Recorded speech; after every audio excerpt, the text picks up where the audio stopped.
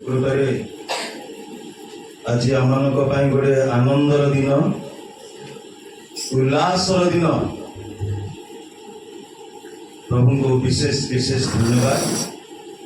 प्रभु को धन्यवाद देवा संगे संगे स्थानीय शाखा मंडली मुख्य कर्मकर्ता मान निकट तथा चालक संपादक कोषाध्यक्ष महिला समितिर मुख्य कर्मकर्त्री चालिका संपादिका कोषाध्यक्षा पुणी अन्य कर्मकर्ता आज उपासन जोग देइथिबा मोर प्रिय बापा माँ भाई भौणी छोट बड़ समस्त मोर भक्तिपूर्ण नमस्कार जनाए।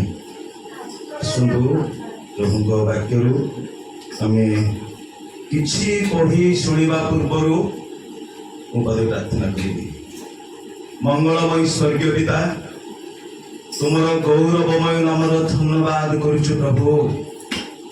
तुम्हें सर्वजय परमेश्वर अट, बलवान परमेश्वर अट, सर्वशक्तिमान परमेश्वर अट प्रभु। तुमको धन्यवाद करुछु, तुमको धन्यवाद करुछु प्रभु।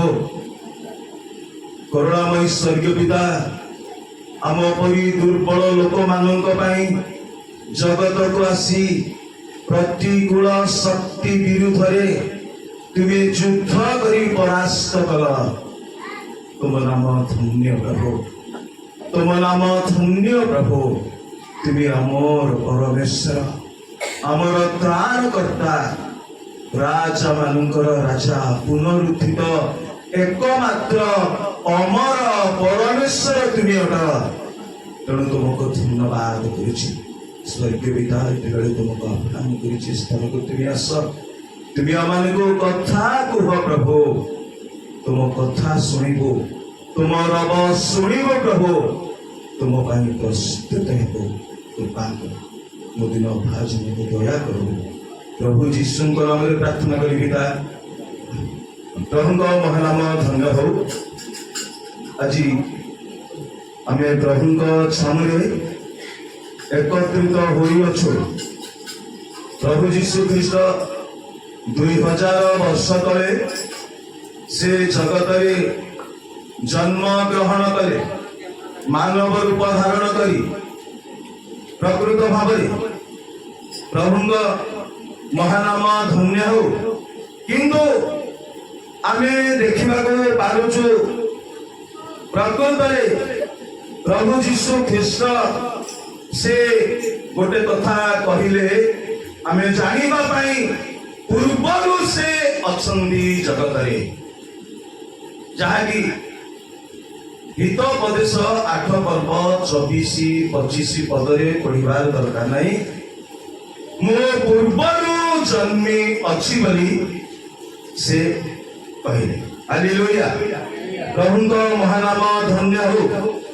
पुनरुत्थान कथा गुड़े ता पूर्व गोटे कथा आम देखा पारुछु प्रकाशित पुस्तक 13:8 पदे जगत पतनापथी बड़ीकृत मेष आगु प्रिय प्रभु लोक मानी तापर आम देखा पारुछु जहाँकि लेखा अच्छी जोहन पुस्तक प्रकृत भाव 11 पर्व 25 पद प्रभु जीशु ख्रीष्ट पुनरुत्थान करुणी गोटे कथा कहले आम देखा पारुछु। जीशु ताहाको कहिले मु पुनरुत्थान ओ जीवन जे मोठारे विश्वास करे से यद्यपि मरे तथापि से बंचिबो। एठी गोटे कथा आम देखा पारुछु। जीशु कहले मो पुनरुत्थान ओ जीवन। पुनरुत्थान कला परे कथा कहले कि आगरू प्रकृत ए अधिकार पाई ए क्षमता पाई जगत को से आसी। प्रभु महानाम धन्य। से नित्य जीवी सर्वदा समान प्रिय प्रभु लोक मानी धर्मशास्त्र रे आमे देखिबा को पारुछु प्रथम पितर 1 पर्व 20 पदरे पूर्वरु निरूपित।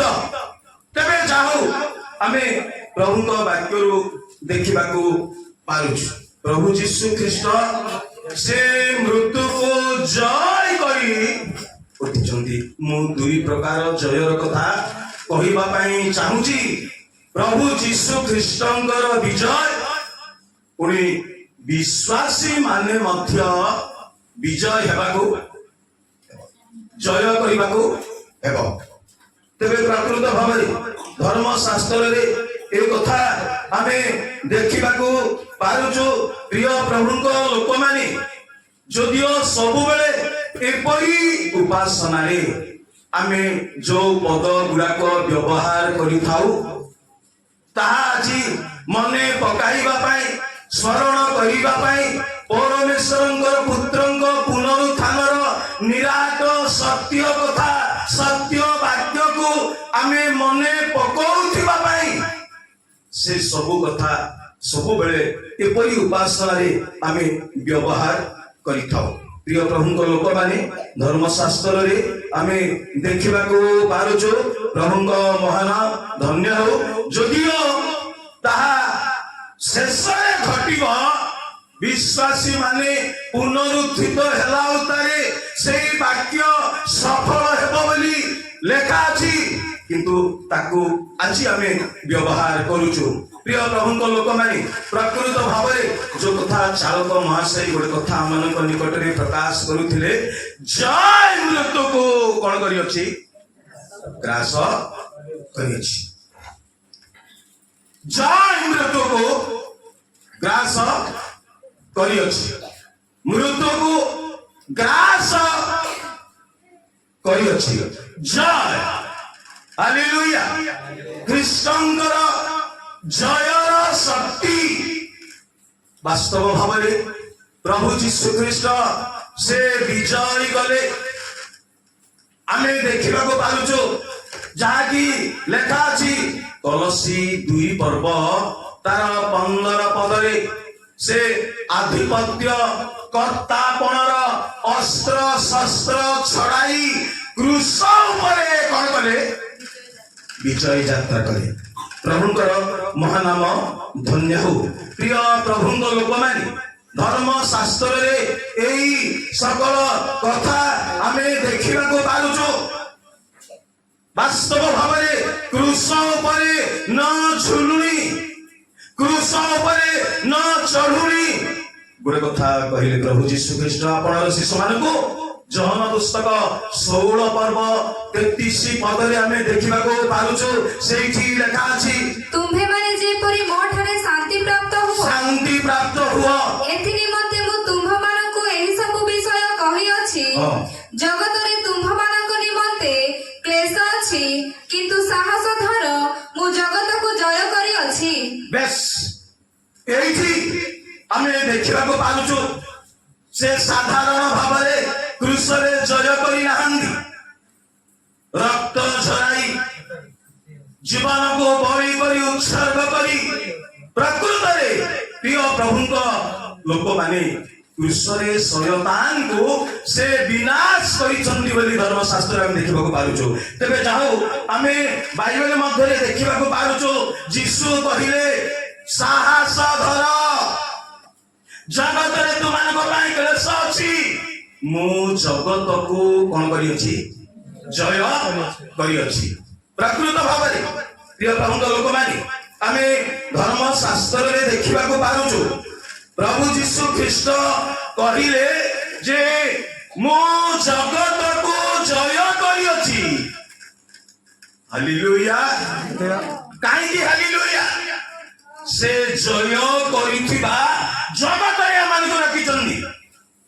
प्रकृत रे धर्मशास्त्र रे गोटे कथा आमे देखिबा को पारिबा प्रिय प्रभुଙ୍କ लोक माने जहा लेखा अछि 33 पर्व द्वितीय विवरण पुस्तक 27 पदरी के पढंतु से जय करी शत्रु को वशीभूत करी शत्रु को तोड़ी देई कोन कहंदी पढ ଅନାଦି ପରମେଶ୍ୱର ତୁମର ବାସସ୍ଥାନ ଓ ତଳେ ତାହାଙ୍କର ଅନନ୍ତ କାଳ ସ୍ଥାୟୀ ବାହୁ ଅଛି ଅଛି।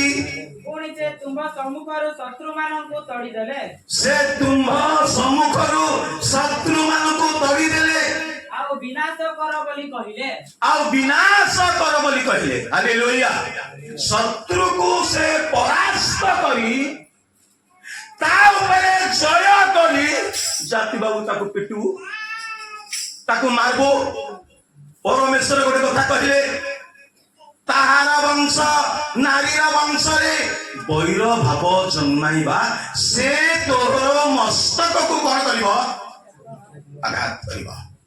ମୁଣ୍ଡ ପିଟିଛନ୍ତି ଆଗରୁ, ତାର ମୁଣ୍ଡ ଚୁମା କରିଛନ୍ତି ତାଙ୍କ ବିଜୟ ଶକ୍ତିରେ। ହାଲେଲୁୟା। ପ୍ରିୟ ପ୍ରଭୁଙ୍କ ଲୋକମାନେ, ତେବେ ଆମେ ଦେଖିବାକୁ ପାରୁଛୁ ଜୟ ମୃତ୍ୟୁକୁ କଣ କରିଅଛି? ଗ୍ରାସ କରିଅଛି। ଗ୍ରାସ କରିଛନ୍ତି। ଯଦିଓ ଗ୍ରାସ କରିବାଟା ଖାଇବାଟାକୁ ବୋଲି କୁହାଯାଏ, ଗ୍ରାସ କରିବାଟା ଅଗ୍ନି ଯେମିତି ଗ୍ରାସି ପକାଏ, ଧ୍ୱଂସ କରିଦିଏ।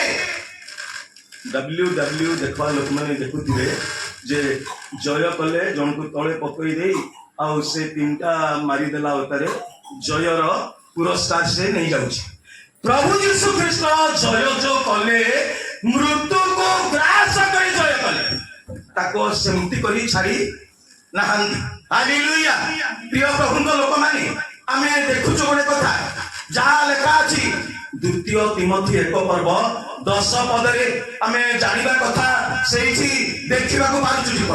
କିନ୍ତୁ ଏବେ ଆମ୍ଭମାନଙ୍କ ତ୍ରାଣକର୍ତ୍ତା ଖ୍ରୀଷ୍ଟ ଯୀଶୁଙ୍କର ଆବିର୍ଭାବ ଦ୍ୱାରା ପ୍ରକାଶିତ ହୋଇଅଛି।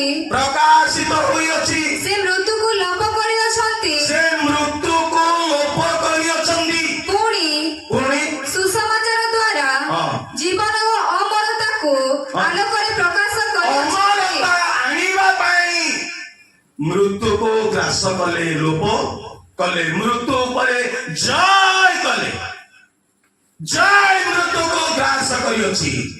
ଜିସାୟ 25:8 ପଦରେ ଆମେ ଦେଖିବାକୁ ପାରୁଛୁ, ଅନନ୍ତ କାଳ ନିମନ୍ତେ ସେ ମୃତ୍ୟୁକୁ ଗ୍ରାସ କରିଛନ୍ତି।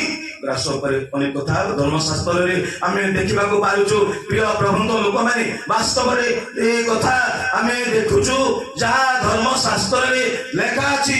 ପ୍ରିୟ ପ୍ରଭୁଙ୍କ ଲୋକମାନେ, ପ୍ରକୃତରେ ସେ ମୃତ ମାନଙ୍କ ମଧ୍ୟରୁ ପ୍ରଥମ ଜାତ ପୁନରୁତ୍ଥିତ। କଲସି ପୁସ୍ତକ ଆମେ ଦେଖିବା, ପ୍ରକାଶିତ ପୁସ୍ତକ ତାର 5 ପର୍ବ 4-5 ପଦରେ ମଧ୍ୟ ସେଇ କଥା ଲେଖା ଅଛି। ସେ ମୃତ ମାନଙ୍କ ମଧ୍ୟରୁ ପ୍ରଥମ ଜାତ, ସୃଷ୍ଟିର ପ୍ରଥମ ଜାତ, ଏମିତି ଆମେ ଦେଖିବାକୁ ପାରୁଛୁ। ତେବେ ସବୁ ଆଗରୁ ସେ କରିଛନ୍ତି। ପ୍ରିୟ ପ୍ରଭୁଙ୍କ ଲୋକମାନେ, ତେବେ ବାସ୍ତବ ଭାବରେ ତାଙ୍କ ଶକ୍ତି ବଳରେ, ତାଙ୍କ ପରାକ୍ରମରେ ମୃତ୍ୟୁ ଉପରେ, ଶୟତାନ ଉପରେ ଜୟ ଲାଭ କରିଛନ୍ତି ଆମ ସପକ୍ଷରେ, ଆମ ପାଇଁ। ସେଥିପାଇଁ ପ୍ରଭୁଙ୍କୁ ବିଶେଷ ଧନ୍ୟବାଦ। ପ୍ରିୟ ପ୍ରଭୁଙ୍କ ଲୋକମାନେ, ଧର୍ମଶାସ୍ତ୍ରରେ ଆମେ ଦେଖିବାକୁ ପାରୁଛୁ, ଯୀଶୁ ଗୋଟେ କଥା କହିଲେ, ପ୍ରକାଶିତ ପୁସ୍ତକ 3:21 ପଦରେ, ଯେପରି ଆମ୍ଭେ ଜୟ କରି ଆପଣ ପିତାଙ୍କ ସିଂହାସନରେ କଣ କରିଅଛୁ? ଆମ୍ଭେ ଯେପରି ଜୟ କରି ଆମ୍ଭର ପିତାଙ୍କ ସହିତ ତାହାଙ୍କ ସିଂହାସନରେ ବସିଅଛୁ, ସେପରି ଯେ ଜୟ କରେ ଆମ୍ଭେ ତାହାଙ୍କୁ ଆମ୍ଭ ସହିତ ଆମ୍ଭର ସିଂହାସନରେ ବସିବାକୁ ଦେବୁ। ଦିଟା କଥା ଯୀଶୁ ଖ୍ରୀଷ୍ଟ କହିଲେ, ଆମ୍ଭେ ଯେପରି ଜୟ କରି ଆମ ପିତାଙ୍କ ସିଂହାସନରେ ବସିଅଛୁ। ହାଲେଲୁୟା। ହାଲେଲୁୟା।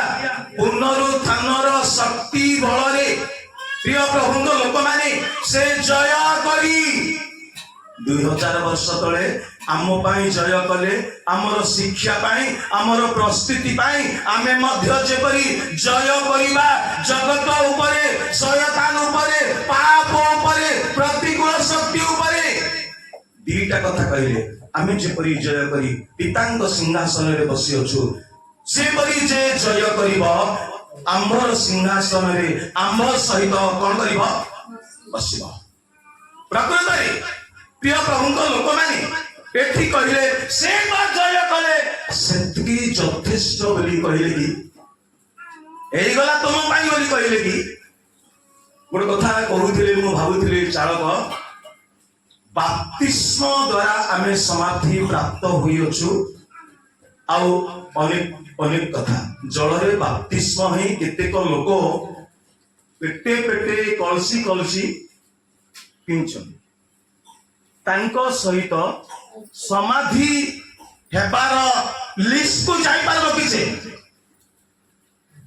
जहन गोटे कथा कहले माथ्यू पुस्तक रे प्रत्येक जानू मु सिना जलरे तुमको कोन देवछि मो उतारे जे आसो छंदी से मोठारू अधिक शक्तिमान तांकर पादर बंधन फिटाइबा पई मु योग्य नहे से आत्मा रे आउ आउ गोटे कथा अग्नि रे हालेलुया आत्मा रे अग्नि रे बाप्तिस्म देवे ए बाप्तिस्म जे पाई प्रकृत रे से ही जगत को जय करिबा निश्चित भाव तेबे आमे देखिबा को पारुचो प्रभु यीशु ख्रीष्ट कहिले आम्भे जेपरि जय करी आम्भ पितांग सिंहासन रे बसी अछु सेपरि जे जय करिबो से मध्य सिंहासन रे बसिबो।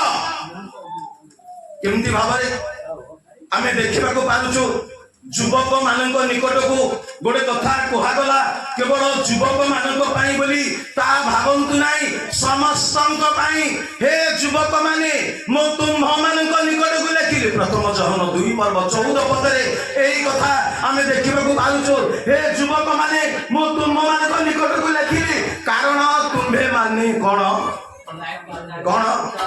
बलवान ईश्वरंग वाक्य तुमानक ठारे अच्छी तुम्हे माने पापात्मा को जय करियछ प्रथम जहन 2:14 रे एई कथा आमे देखिबा को पारुछु जय करिबार प्रणाली तार रास्ता जेमती सेमती हे पारी हेच भी बोलबाटा हेबो नाही जेमती सेमती हे ताको जय करबी बोलबाटा हेबो नाही। प्रिय प्रभुଙ୍କ लोक माने तबे धर्म शास्त्र रे आमे देखिबा को पारुछु तुम्हे माने बलवान बच्चा लोक मानगु न गले न चले एमती बलवान लोक मानगु नाही।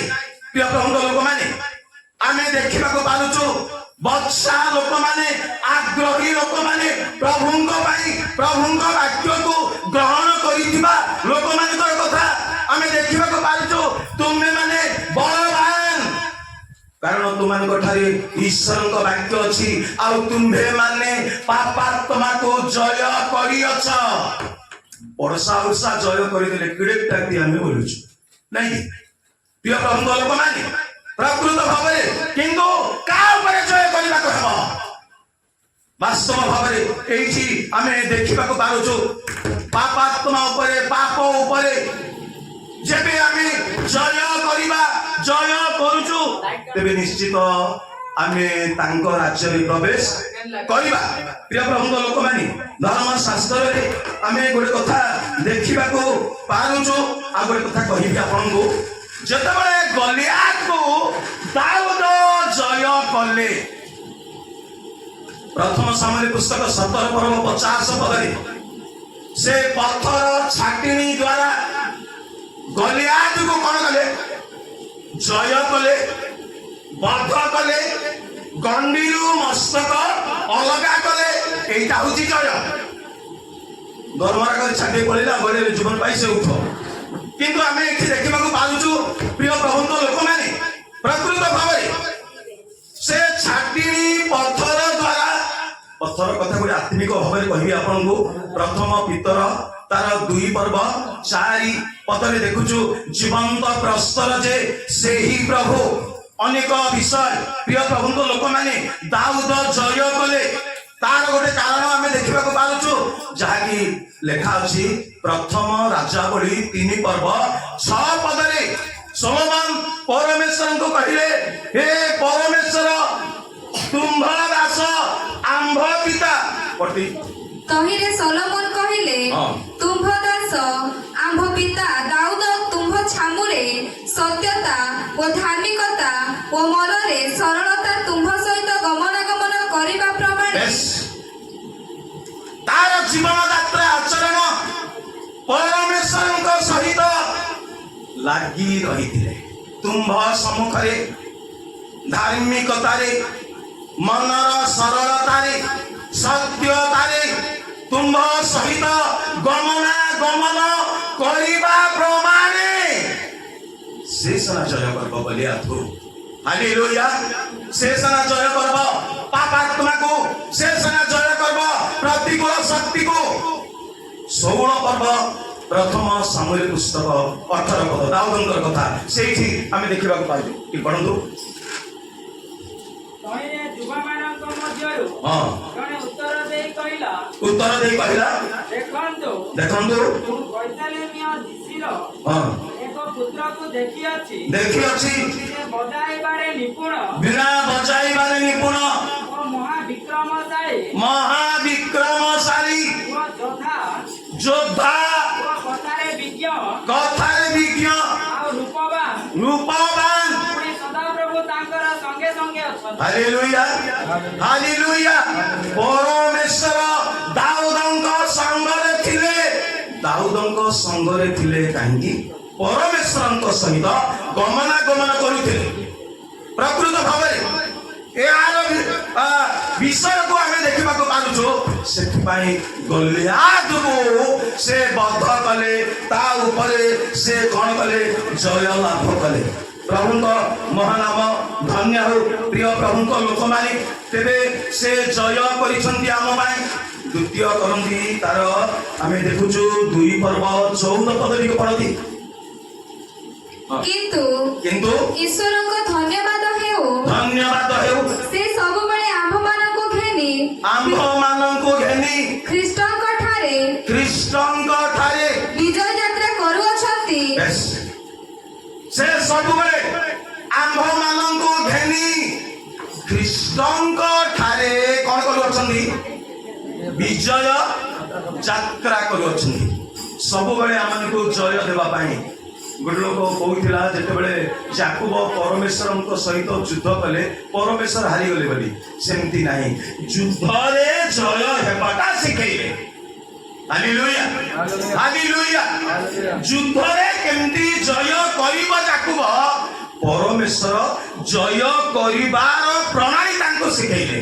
ତେଣୁ ତାକୁ କହିଲେ, ତୁମେ ମନୁଷ୍ୟ ପରମେଶ୍ୱରଙ୍କ ସହିତ ଯୁଦ୍ଧ କରି ଜୟ କରିଅଛ, ତୁମ୍ଭେ ପରମେଶ୍ୱରଙ୍କ ସହିତ ଯୋଦ୍ଧା। ଅନେକ କଥା ଧର୍ମଶାସ୍ତ୍ରରେ ଆମେ ଦେଖିବାକୁ ପାରୁଛୁ। ସେ ପ୍ରଥମ କରନ୍ତି 15 ପର୍ବ 57 ପଦ ଟିକେ ପଢନ୍ତୁ। ଆମେ ସେଠି ଗୋଟେ କଥା ଦେଖିବାକୁ ପାରୁଛୁ। କିନ୍ତୁ ଯେଉଁ ଈଶ୍ୱର ଆମ୍ଭମାନଙ୍କ ପ୍ରଭୁ ଯୀଶୁ ଖ୍ରୀଷ୍ଟଙ୍କ ଦ୍ୱାରା ଆମ୍ଭମାନଙ୍କୁ ଜୟ ପ୍ରଦାନ କରନ୍ତି, ତାଙ୍କର ଧନ୍ୟବାଦ ହେଉ। କାହାର? ଆମ୍ଭମାନଙ୍କ ପ୍ରଭୁ ଯୀଶୁ ଖ୍ରୀଷ୍ଟଙ୍କ ଦ୍ୱାରା। ହାଲେଲୁୟା। ପ୍ରିୟ ପ୍ରଭୁଙ୍କ ଲୋକମାନେ, ଆମ୍ଭମାନଙ୍କ ପ୍ରଭୁ ଯୀଶୁ ଖ୍ରୀଷ୍ଟଙ୍କ ଦ୍ୱାରା ସେ ଆମ୍ଭମାନଙ୍କୁ ଜୟ ପ୍ରଦାନ କରନ୍ତି, ଜୟ ଯୁକ୍ତ କରାନ୍ତି। ତାଙ୍କ ପିଲାମାନେ ଯେମିତି ନ ହାରିବେ। ଯଦି ହାରିଗଲୁ କିଛି ଆଉ ଆମର ସେବା ଉପାସନାର ମୂଲ୍ୟ କିଛି ନାହିଁ। ପ୍ରିୟ ପ୍ରଭୁଙ୍କ ଲୋକମାନେ, ବାସ୍ତବ ଭାବରେ ଧର୍ମଶାସ୍ତ୍ରରେ ଏ କଥା ଗୋଟେ ଦେଖିବାକୁ ପାରୁଛୁ। ସେ ଆମ୍ଭମାନଙ୍କୁ ଜୟ ପ୍ରଦାନ କରନ୍ତି। ପ୍ରଭୁ ଯୀଶୁ ଖ୍ରୀଷ୍ଟ ଯେତେବେଳେ ସେ ଜୟ କଲେ, ଆମ ଦୁର୍ବଳ ମାନଙ୍କ ପାଇଁ ଜୟ କରିଛନ୍ତି। ପ୍ରିୟ ପ୍ରଭୁଙ୍କ ଲୋକମାନେ, ଆଉ ଗୋଟେ କଥା କହିବି ଆପଣଙ୍କୁ। ଆମେ ଦେଖିବାକୁ ପାରୁଛୁ ଗଣନା ପୁସ୍ତକ 23 ପର୍ବ 21 ପଦ ଟିକେ ପଢନ୍ତୁ।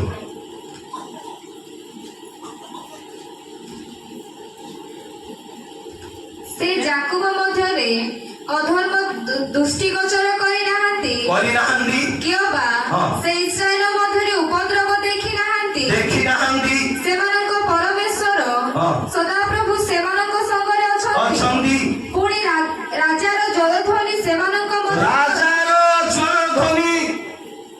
ରାଜାଧିରାଜ ଅନ୍ୟ ତର୍ଜମାରେ ରାଜାଧି ରାଜାଙ୍କର ଜୟ ଧ୍ୱନି ସେମାନଙ୍କ ମଧ୍ୟରେ ଅଛି। କାହିଁକି ଅଛି? ମା ଭଉଣୀ ମାନେ ଯାକୁବ ମଧ୍ୟରେ କଣ ଦେଖିନାହାନ୍ତି? ସେ କଣ ଦେଖିନାହାନ୍ତି? ଅଧର୍ମ ଦୃଷ୍ଟି ଗୋଚର କରିନାହାନ୍ତି। ତେବେ ଆମେ ଦେଖୁଛୁ ଖ୍ରୀଷ୍ଟାନଙ୍କର ଶକ୍ତିର ବିଜୟ, ସେ ଜୟ ଧ୍ୱନି ସେମାନଙ୍କ ମଧ୍ୟରେ ଅଛି। ଯେତେବେଳେ ମିଶନ ସେମାନେ ଆସୁଛନ୍ତି, ହାଲେଲୁୟା। ପ୍ରିୟ ପ୍ରଭୁଙ୍କ ଲୋକମାନେ, ପରମେଶ୍ୱର ସେମାନଙ୍କ ସଙ୍ଗେ ସଙ୍ଗେ ଅଛନ୍ତି। ଆଉ ଗୋଟେ କଥା କହିବି, ବିଶ୍ୱାସୀ ମାନଙ୍କର ଜୟୀ ହେବାର ବିଷୟବସ୍ତୁ ଏଫେସୀ ପୁସ୍ତକ 6 ପର୍ବ 13 ପଢନ୍ତୁ। ସେଇଠି ଗୋଟେ କଥା ଆମେ ଦେଖିବାକୁ ପାଉଛୁ।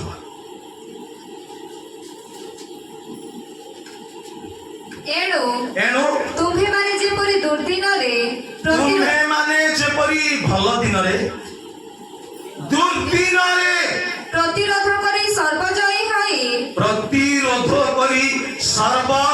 ହୋଇ ଅଟଳ ରହିବାର ଟିକେ ଥା। ଏ ଦୁର୍ଦିନରେ ଯେପରି ତୁମ୍ଭେମାନେ ସର୍ବଜୟୀ ହୋଇ ଅଟଳ ରହିବାର। ଜୟ ବୋଲେ ଆମେ ଦେଖୁଛୁ 12 ପଦରୁ ଯଦି ଆମେ ପଢିବା, 11 ପଦରୁ ଯଦି ଆମେ ପଢିବା, ଯୁଦ୍ଧ ଅଛି, ଆମର ଯୁଦ୍ଧ ପଢିଯାଉ। ତୁମ୍ଭେମାନେ ଯେପରି ଶୟତାନର ସମସ୍ତ ଚାତୁରୀ ବିରୁଦ୍ଧରେ ଦଣ୍ଡାୟମାନ ହୋଇପାର ଏଥି ନିମନ୍ତେ ଈଶ୍ୱର ଦତ୍ତ ସମସ୍ତ ସଜାରେ ଆପଣ ଆପଣଙ୍କୁ ସୁସଜ୍ଜିତ କର। କାରଣ ଆମ୍ଭମାନଙ୍କ ଯୁଦ୍ଧ ମର୍ତ୍ତ୍ୟ ବିରୁଦ୍ଧରେ ନୁହେଁ, କିନ୍ତୁ ଆଧିପତ୍ୟ ବିରୁଦ୍ଧରେ ମନେ ରଖିଥାନ୍ତେ କଥା, କର୍ତ୍ତାପଣ ବିରୁଦ୍ଧରେ, ଏହି ଅନ୍ଧକାରର ଜଗତପତି ମାନଙ୍କ ବିରୁଦ୍ଧରେ, ପୁଣି ଆକାଶ ମଣ୍ଡଳର ଦୁଷ୍ଟ ଆତ୍ମା ମାନଙ୍କ ବିରୁଦ୍ଧରେ।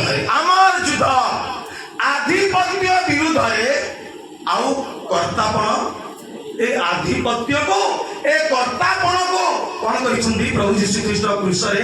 ଏଇ କଲସୀ ପୁସ୍ତକ 2 ପର୍ବ 15 ପଦରେ ଆଧିପତ୍ୟ କର୍ତ୍ତାପଣର ଅସ୍ତ୍ର ଶସ୍ତ୍ର ଛଡେଇ ପକାଇଛନ୍ତି। ହାଲେଲୁୟା। ସେ ଛଡେଇ ଦେଇ ଯୁଦ୍ଧ କର ବୋଲି କହିଲେ। ପ୍ରଭୁଙ୍କ ମହାନାମ ଧନ୍ୟ ହଉ। ସେ ଆମ ପାଇଁ ବୀର, ସର୍ବଶକ୍ତିମାନ ଯୁଦ୍ଧବୀର ସଦାପ୍ରଭୁ ପ୍ରତିକୂଳ ଶକ୍ତି ଉପରେ, ମୃତ୍ୟୁ ଉପରେ ଜୟ କରି ଆମମାନଙ୍କୁ ଠିଆ କରିଛନ୍ତି। ପ୍ରଭୁଙ୍କୁ ବିଶେଷ ଧନ୍ୟବାଦ କରି ପ୍ରାର୍ଥନା କରିବି। କରୁଣାମୟ ସ୍ୱର୍ଗୀୟ ପିତା, ଆଜି ଦିନରେ ଆମମାନଙ୍କୁ ତୁମ ସମୟରେ ବସିବା ପାଇଁ କୃପା କଲ ପ୍ରଭୁ।